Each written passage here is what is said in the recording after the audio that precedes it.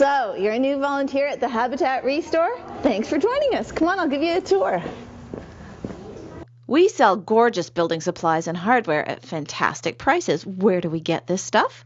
We receive donations from local renovators and stores like the Home Depot. Then we sell them at great prices, and that means our shoppers can do repairs and renovations at a fraction of the regular cost. We have tons of stuff to wrangle, so how do we ensure that you and everyone who comes through the door is safe in our ReStore? Well, let's start with the gear. If you've ever dropped a sink on your foot, you'll know why we require steel-toed shoes at all times. If you don't own steel-toed safety shoes, just tell us. We probably have an extra pair around that will just fit you.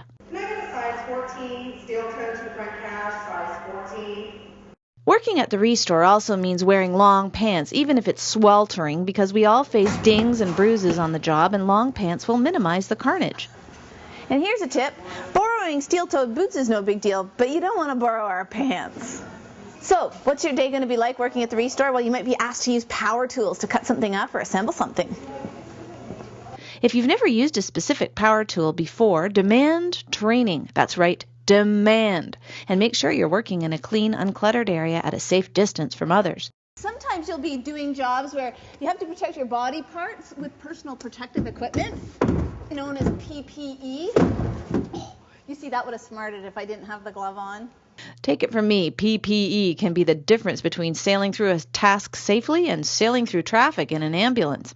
If you don't know how to use a piece of PPE, get some clues from someone who knows. And remember, at ReStore there's no such thing as a stupid question, so feel free to ask your supervisor anything, I mean anything, even, do I look fat in this PPE? There are tons of objects that come and go out of ReStores every day. You'll be trained to lift and carry with the grace of a dancer. But here are the key points.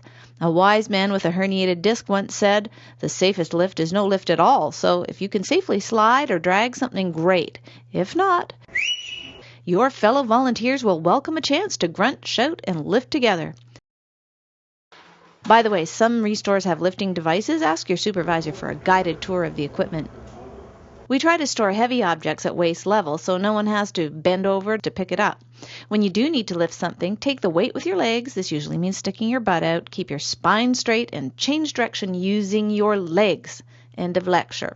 Oh, and this is something I always forget. When you need to move an object, do a dry run and move any hazards that might be in your path.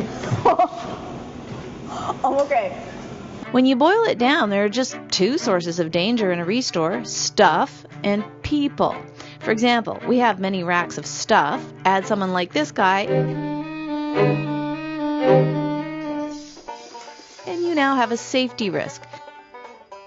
This category of customer is a frequent visitor to the store. He likes to move things around and examine our inventory. So a key part of your job is putting stock back into its proper place after some customer finishes inspecting it. Which reminds me, slips, trips, and falls are easy to avoid. Just stay alert and perpetually scan the ReStore for safety boo-boos. Here are some easy ones to watch out for: slippery spills, the abandoned extension cord, turned up carpet, or misplaced stock. You can save a preoccupied customer or staff person from injury, a visit to the emergency ward, or weeks of rehab just by noticing and correcting a hazard. Tidy up extension cords or tape them down, and also tape down frayed carpets. By noticing and fixing these hazards, you're actually using the RAC system. RAC is safety lingo for recognize, assess, and control. You recognize a hazard like a messy extension cord, you assess its danger by torturing your imagination with potential accidents, and then you control the danger. We often use ladders in the ReStore. Want to know the #1 ladder tip? Never go up a ladder when you're distracted, irritated, or in a hurry. And don't be standing on the top 3 rungs. Those are there for balance, not to be climbed on, so come on down and get a bigger ladder. Construction supplies include a slew of toxic substances, and we stock many of them. If the container's labeled with exploding shrapnel, burning flames, or a skull and crossbones, please don't drop it, burn it, puncture it, freeze it, heat it, or drink it. If you're using one of these products to paint or clean something, wear the correct PPE. Not only does it keep you safe, it looks good. Nice PPE, Blake. If you've got questions about ReStore safety, we've got tons of safety sheets and routines, so just ask someone to show you the materials. By the way, the ReStore first aid kit is rarely used because we like to keep it safe around here. But if something happens, like you get sawdust or debris in your eye, it's really important to stop, notify your supervisor, and take a break to get treatment. You may even need to flush your eye out at the eye wash station. Please don't ignore eye irritations or you'll end up as a poster person. Some days you might get to go on pickup runs as a driver or driver assistant. These jobs have a few crucial guidelines since large vehicles are involved.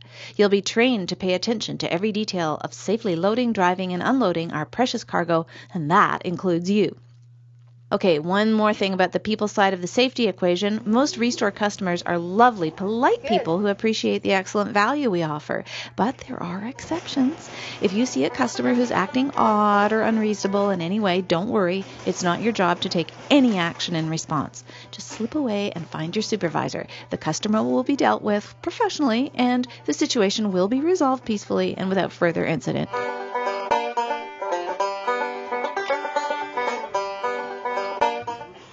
As you go through your day, you might spot some breach of safety that you can't correct immediately or easily. Tell your supervisor. And meanwhile, make sure no one else comes in contact with the hazard.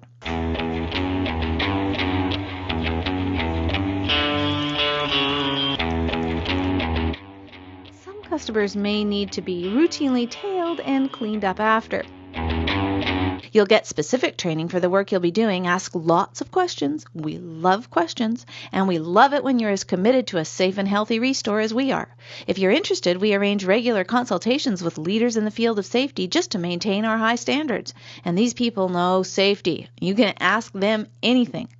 One of the things I admire most about people who volunteer with Habitat and ReStore is that you don't just talk about poverty or homelessness, you take action. Your contribution to our ReStore has huge value to Habitat because ReStore proceeds help cover operating expenses. That leaves more money for buying land and building homes, and that helps Habitat for Humanity eliminate poverty, housing, and homelessness throughout the world. So you are a big deal to us. Well, that about covers what you can expect working at the ReStore. Thanks for working with us to protect yourself and everyone who walks through the door of your ReStore. Even this guy.